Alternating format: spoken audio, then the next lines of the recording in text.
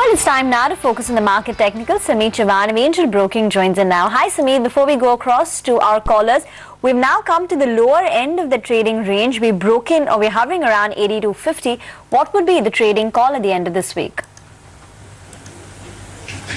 Good morning, Rima. We have been moving within a range of 8650, 8300 since last 3 to 4 weeks.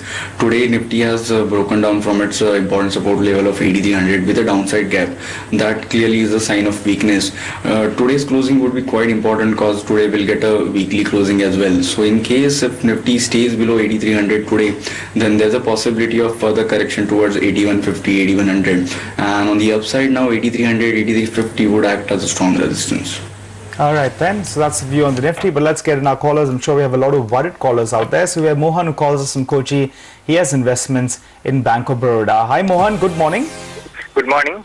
How can we help you, Mohan? See, I hold 1,000 shares of Bank of Baroda at 157.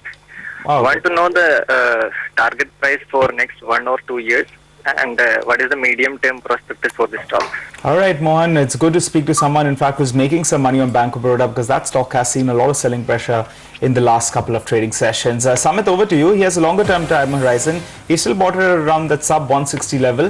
What are the levels coming? Should he hold on to it? See, PSU rankings were clearly underperforming over the past 6 to 8 months, but recently we witnessed a strong surge in most of the PSU banks. Bank of Baroda surged more than 50% in 20 to 25 trading sessions. Looks good with a 1 year perspective. 220 is a major hurdle, but we believe that the overall trend is positive. The stock is maintaining its high top high bottom formation.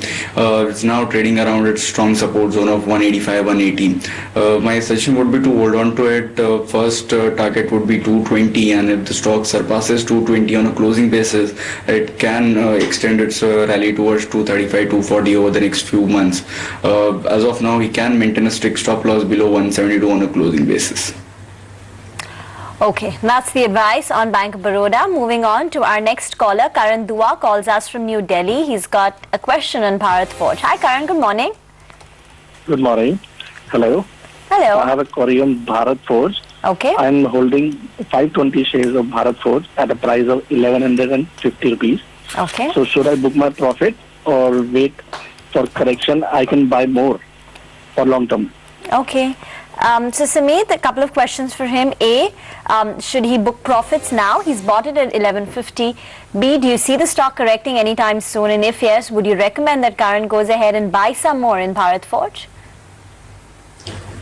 See, with a medium to broad term perspective, the stock certainly looks good. Chart structure is positive. As of now, the stock is moving in a consolidation phase wherein 1350 to 1050 is a range.